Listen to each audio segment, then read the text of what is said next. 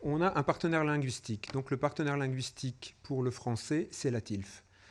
Je vous présenterai ce que c'est la TILF. Vous connaissez tous la BNF, je suppose. La TILF est nettement moins connue que la BNF, en tout cas dans les bibliothèques, mais c'est quand même une référence en linguistique française.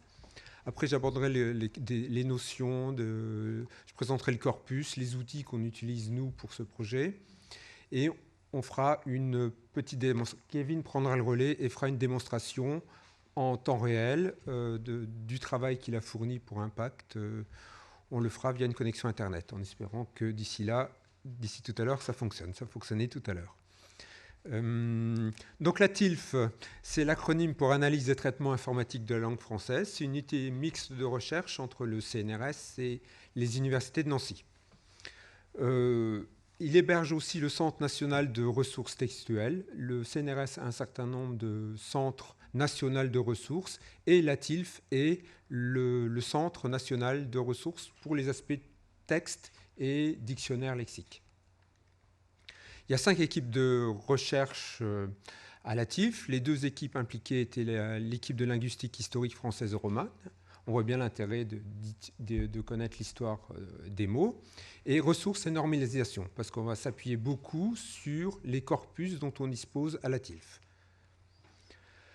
Au niveau ressources informatisées, la ressource phare du laboratoire, c'est le Trésor de la langue française. C'était initialement un dictionnaire papier de la langue littéraire du 19e et du 20e siècle, en 16 volumes plus un supplément. Et on a fait une version électronique, une version informatisée, qui est en accès libre sur Internet. Je n'ai pas donné l'adresse, mais c'est depuis le site de la TILF.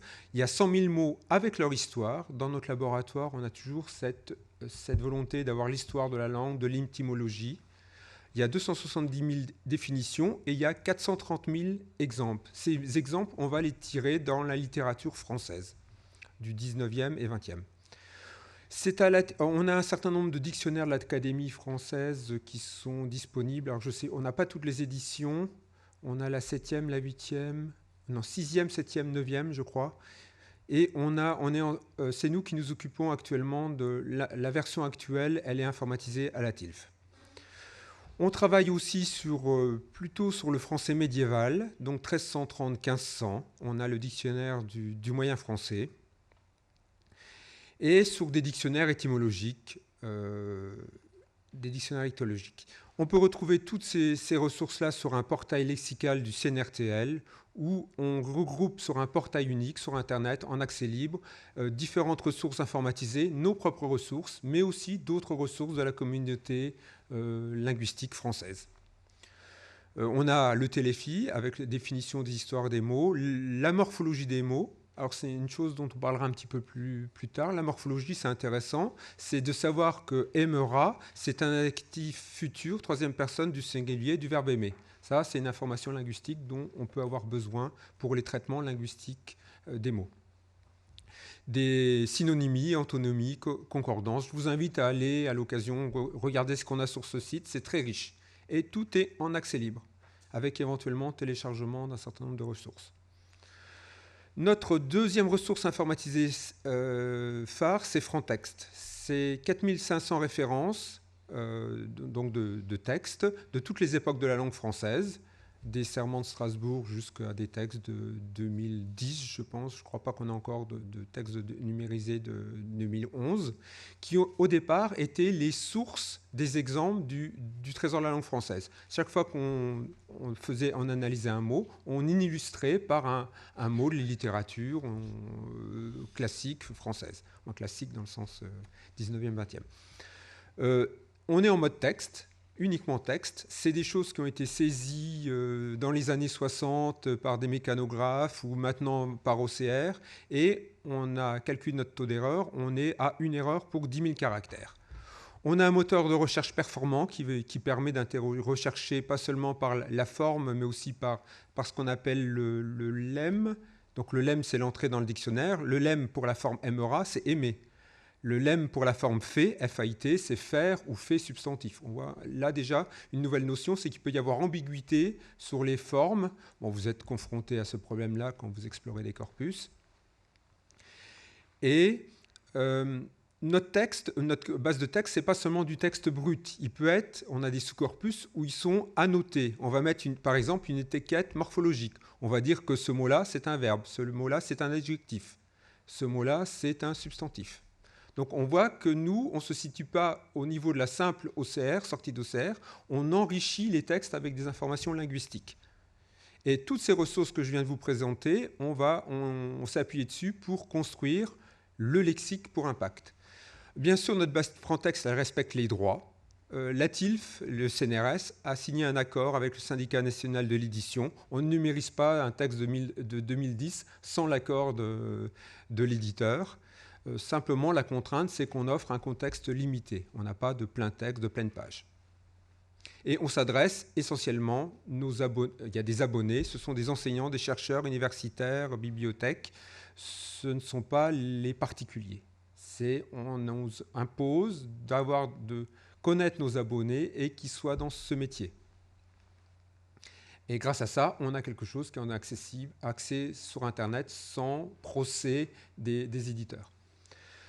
Je vais passer maintenant à un certain nombre de notions. Qu'est-ce que c'est qu'un dictionnaire électronique ou un lexique informatisé? Un dictionnaire électronique, c'est un texte numérisé plein texte et c'est une utilisation destinée à des personnes physiques. Dans l'idéal, un dictionnaire électronique est doté d'un moteur de recherche qui permette d'interroger sa structure. On veut pouvoir faire des recherches dans les entrées, dans les éléments de discours. On veut savoir, on cherche un verbe, on cherche un adjectif. On peut vouloir interroger dans les exemples. Le reste du texte n'a pas d'importance, on veut faire des recherches dans les exemples. On peut combiner plusieurs critères, rechercher dans le domaine de l'archéologie les verbes, pourquoi pas. Et en général, on a derrière une structuration XML. XML, on a déjà prononcé le mot ce matin. Donc, c'est une structuration fine des informations du dictionnaire. Des exemples. Pour la France, on a le TLF et le DMF. L'équivalent, dans le monde anglo-saxon, ce serait l'OED, donc le Oxford Electronic Dictionary. On a vraiment l'équivalent dans le domaine de la langue française, sur le français historique, du Moyen-Âge pour le DMF, et sur le français contemporain, 19e, 20e, avec le TLF. Donc XML, je vais passer rapidement là-dessus. Simplement, dans un dictionnaire, on va baliser toutes les informations. Une balise, ici, une balise ouvrante, une balise fermante. On a balisé l'entrée qui est savoir. Le nom de la balise est en anglais parce qu'il existe des normes d'utilisation de balises. Ce n'est pas tout de mettre des balises. Il faut que lorsqu'on échange des données, on soit dans des normes, quelle que soit la langue, si on travaille avec des anglophones ou même des germanophones, tout le monde code le même type d'information de la même manière et c'est le cadre que propose la TUI pour faire ce genre de travail. Et la TILF est représentante de la communauté linguistique française au sein de la TUI. Je suis revenu en arrière ou en avant là non, oui, c'est bon. Donc, je vais parler maintenant de lexique informatique. Un lexique informatique a aussi une structuration en XML ou éventuellement dans une base de données relationnelles. La plupart de nos lexiques actuellement sont en SQL, pour ceux qui connaissent. Ils sont destinés aux ordinateurs pour des logiciels de traitement automatique de la langue. L'information contenue, le lemme, des éléments de discours, la morphologie, éventuellement des informations de syntaxe. Pour le français, une des références qu'on a à la TILF, c'est Morphalou, ce qui nous permet, par exemple dans Frontex, de rechercher toutes les formes, toutes les attestations d'aimer avec toute la variante moderne. Morphalou se veut être moderne, c'est les formes du TLF, donc 19e, 20e. Ce qu'on n'avait pas de disponible, c'était des choses pour le français du 17e, qui est le cadre du projet Impact. Donc, on va avoir besoin pour Impact, il y a une demande qui a été faite, d'un lexique pour l'OCR et un lexique pour la recherche d'informations. Le lexique pour l'OCR, c'est une liste de mots attestés dans une langue, une liste construite à partir de textes datés, donc il nous faut des corpus pour extraire les formes et les dater. De préférence avec une fréquence d'apparition, ça va permettre éventuellement de lever des ambiguïtés, un mot peu fréquent, très rare par rapport à un mot très fréquent. Il vaut mieux pondérer les informations dans le lexique. Et de préférence, dans l'idéal, ce serait la même période de la langue et du même type de texte que le document essorisé. Bon, c'est un vœu pieux, ça, parce qu'on n'a pas toujours des lexiques spécialisés, surtout pour la langue ancienne. Encore pour la langue moderne, on peut en trouver. Le lexique pour la recherche d'informations, c'est une liste de mots attestés dans une langue, pareil, une information de fréquence, attestation de mots dans un corpus, mais là, ce qui est en plus, c'est un lemme moderne lié à ses variantes et à sa flexion. Flexion, la flexion du verbe aimer, aimera, aime, aimer. Oui, donc, les lemmes modernes est utilisé pour faire des recherches dans le corpus textuel. C'est ce qu'on fait dans le corpus franc-texte ou dans le DMF. Les liens entre impact et Latilf. À Latilf, on a parlé ce matin des partenaires qui ont rejoint le projet en cours de route. Donc, on a été contactés en cours de route. Au départ, il était question de langue ancienne. On parlait du 19e, 18e. On a simplement dit que pour nous, du 18e, ce n'était pas de la langue ancienne, que les dictionnaires ou les lexiques actuels savaient très bien faire ça, que ça ne servait à rien de faire appel à la TILF pour océariser des documents du 18e, 19e. Donc, on a reculé la période et on s'est focalisé sur le 17e, où il manquait de ressources informatiques, sachant que nous, on avait des ressources très riches pour des périodes plus anciennes et des périodes postérieures. Et donc, Impact, on s'est focalisé sur cette période 17e. On a pour mission de fournir deux lexiques, le lexique OCR, le lexique d'IR. On a pour mission de fournir des règles d'archaïsation. L'OCR, quand il ne connaît pas un mot, quand il n'a pas un mot dans son lexique, il va essayer éventuellement d'appliquer des règles. On va générer des lexiques, des pseudo-lexiques, puisque le lexique actuel ne s'appuie que sur des formes attestées. Mais on n'a pas forcément toutes les formes. Donc il y a des règles d'archaïsation d'un lexique pour essayer éventuellement de trouver les formes qui ne sont pas dans le lexique. On pourra en discuter, mais je suis obligé de faire court là. Et on a fournir des textes lématisés. On aura besoin de textes entièrement pour chacun des mots où on aura exactement le lemme, donc l'entrée dans un dictionnaire. On est 3 personnes à la TILF impliquées, un professeur des UET, un ingénieur de recherche, un ingénieur d'études. Là, je vais vous montrer un petit peu nos problèmes lorsqu'on analyse des textes du 17e. Donc, on voit sur le violet, là, vostre et vostre, on a deux manières d'écrire le même mot. Un S long ici, et puis ici une ligature entre T et S. On a ici le mot reconnaissance, où on a gardé une abréviation médiévale. C'est typiquement dans les manuscrits médiévaux, lorsqu'on fait des abréviations, le O, le A sont surlignés. C'est le ON ou OM si c'est un P ou un B qui suit. Là, on voit classiquement, ça on connaît tous, le U et le V qui sont confondus, qui sont intervertis. Le je, le I, le J, ça on a l'habitude de rencontrer ça. Ici, on se rend compte aussi en rouge d'une difficulté de ces textes et les erreurs d'impression. On se rend compte de plus en plus en analysant les documents, c'est qu'il y a beaucoup d'erreurs d'impression. Et pour construire un lexique, il nous faut quand même des choses propres. Et la vérité terrain se veut coller au texte. Donc, dans la vérité terrain, on va avoir le mot COM-RAE. Alors que nous, quand on le lit, on voit bien que c'est comme. Donc là, il se pose une des difficultés qu'on a eues en construisant le lexique, c'est d'éliminer ces formes aberrantes. Là, d'autres exemples, des choses qu'on sait très bien gérer, le Y en I, une conjugaison de verbes du 17e. Ce qui est assez détonnant aussi, c'est que des fois, il y a des accents et des fois, il n'y en a pas. Sur dernière différence, on n'en met pas, mais sur été, on en a un. Le maître, ici, n'a pas le I circonflexe, il n'est pas encore présent. Une autre erreur d'impression, quoi qu'il faudrait peut-être revenir au document, peut-être que le I est caché, mais il y a des mots nouveaux, des mots qu'on ne connaissait pas, ni en moyen français, ni en français moderne. Unisonance, on l'avait en médiéval. Ici, un autre problème sur les accents. Vérité, la flexion des substantifs n'est pas tout à fait la même. Vérité au pluriel finit par EZ encore. sur la langue du XVIIe, connu. Il y a beaucoup de trémas. Sur ces exemples, il n'y en a pas beaucoup, mais on s'aperçoit qu'il y a beaucoup de trémas. Le « et » ici, circonflexe, les accents, c'est un petit peu, des fois, il y a des distributions aléatoires entre le circonflexe, le grave, l'aigu, voire des traits verticaux. Des variantes graphiques du mot « brève » ici, ou du mot « ajouter ». Donc on voit qu'on va être obligé de gérer toute cette variante, ou ici une forme du verbe « savoir », « su », qu'on va être obligé d'incorporer dans nos lexiques. Donc, difficulté, la variation graphique. Il y a aussi les mots disparus, mais nous, on avait la chance d'avoir le dictionnaire du moyen français où on a d'autres mots qui n'étaient pas présents dans les lexiques modernes. Des mots inconnus, des mots typiques du XVIIe. On en a détecté quelques-uns. L'évolution du sens des mots, on n'en prend absolument pas compte, puisque on ne va pas analyser linguistiquement tous les textes. Il y a beaucoup de mots latins dans nos textes. Donc, quelles sont les zones en latin? Il y a des noms propres. On ne gère pas les noms propres à notre niveau.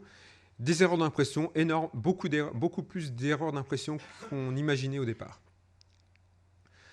La vérité terrain produite pour le projet, on s'est appuyé sur le sous-ensemble développement. Il a une taille limitée, on pourrait dire qu'il manque un petit peu de diversité, c'est de la philosophie. On a 6 textes, on a 670 944 mots. On s'est aperçu qu'il y avait quand même encore de la vérité terrain, il y avait il y avait des erreurs d'OCR, elle n'était pas complètement propre, donc il y avait encore un travail à faire pour fournir. On a encore 3 mois pour le faire. Ce n'est pas des erreurs d'OCR, c'est des erreurs de vérité terrain. Parce que oui. c'est du texte qui a été Pardon. fourni et corrigé, donc ce n'est pas du traitement automatique. Il y a eu un premier passage et il y a eu une correction. Beaucoup d'erreurs d'impression et... ce qui est intéressant, c'est qu'on est vraiment dans les formes graphiques d'origine. Nos propres ressources à la TILF, on s'appuie aussi dessus. On a 176 textes extraits de Frontex qui ont été imprimés, qu'on a numérisés de cette époque. Pour la période 1600-1740, on est là un petit peu au-delà de 1700 pour avoir un peu plus de textes. Mais on s'est aperçu qu'on avait une modernisation partielle des graphies, ce qui est un petit peu gênant pour construire des lexiques. À un moment donné, il a été décidé de transformer les U en V, les V en U, et ça nous manque dans nos lexiques. Mais on couvre des domaines littéraires différents, plus larges, donc on enrichit notre lexique. Donc au final, on a un corpus qui fait 9 290 000 mots à peu près pour en gros 120 000 formes graphiques différentes. On s'est appuyé sur nos ressources lexicales Morphalou, sur le lemmatiseur qu'on a développé à la TILF du moyen français et sur un outil glossaire dont Kevin vous fera la démonstration. C'est un outil en ligne qui, en fait, on prend un texte, on le lemmatise et on met une interface pour faire les corrections, lever les ambiguïtés. Au niveau des règles de variation graphique, donc c'est un petit peu résumé de ce qu'on a pu rencontrer dans nos textes. Amis, physique, on voit bien qu'un Y peut remplacer un I et un Y, sans qu'il y ait vraiment de règles qu'on puisse dire, sans qu'on puisse vraiment savoir pourquoi. Le U en V, avantage, mécanique, les accents, donc ce que je disais sur même, dans un même texte, on a même avec un accent grave, sans accent, ou écrit avec une variante M, E, S, M, E. Je n'ai pas vérifié que dans un même texte, on avait un circonflexe. On a détecté aussi, ça a été la surprise, c'est armé. Là, il va falloir qu'on creuse avec notre linguiste, c'est et eux inversé. C'est un peu une découverte dans ce corpus. Bon, le pluriel, étymologie, on voit des lettres qui sont dues à l'étymologie, avantage, fait, savoir, ou ce qu'on pensait de l'étymologie au XVIIIe siècle. Les conjugaisons qui sont un petit peu différentes d'aujourd'hui, un petit peu différentes, mais très compréhensibles. On a l'impression de faire des erreurs de français. Doublement de lettres, appris avec un seul P, doublement ou non doublement, académie avec 2 C, mécanique, l'insertion d'un H, et bien sûr la combinaison de tout ça. Là, pour africain, ce qu'on trouve dans notre corpus, et pour les formes de devoir. Je ne suis pas sûr que dans devoir, il n'y a pas une forme qui ne soit pas de devoir qui nous a échappé, mais on voit, en gros, pour un mot moderne, dans les formes fléchies d'un verbe, il y a 39 ou 40 formes dans Morphalou. Là, on les dépasse largement. On est en fin de projet, on n'est presque pas fini. On est en train de courir après les délais. Mais on a déjà fourni une première version du lexique et c'est ce que les statistiques que Geneviève a pu vous présenter, c'est sur un lexique qu'on a livré la semaine dernière. Donc il n'y a pas le recul, il y a encore moyen d'améliorer les choses. Sur la limmatisation, on avait travaillé beaucoup sur la variante graphique dans le français médiéval. Avec Impact, ça nous a permis d'adapter le lemmatiseur qu'on avait développé au français du XVIIe. Et on a, je pense, un bon outil de lemmatisation de cette période de la langue. Et on va le réutiliser pour aider à la correction de la vérité terrain, puisqu'on a une phase de révision de la vérité terrain pour affiner les petites anomalies qu'on trouve maintenant grâce au lexique. Et donc, c'est la suite du travail.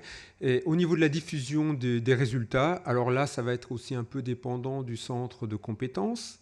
Mais nous, à TILF, on est CNRS, organisme public, on se doit de diffuser un certain nombre de choses de manière libre. Après, ça sera modulé par le centre de compétences, mais on est tenu quand même, en tant que service public, de fournir un maximum de choses pour une utilisation non commerciale en libre accès. Alors on ne sait pas encore ce qu'on va fournir, mais déjà on va utiliser le lexique du 17e pour interroger notre base Frontex. Actuellement, notre base Frontex gérait très mal les textes du 16e, 17e, 18e. D'ici quelques semaines, on va intégrer ce lexique et on pourra faire des recherches plus fouillées dans nos corpus de texte.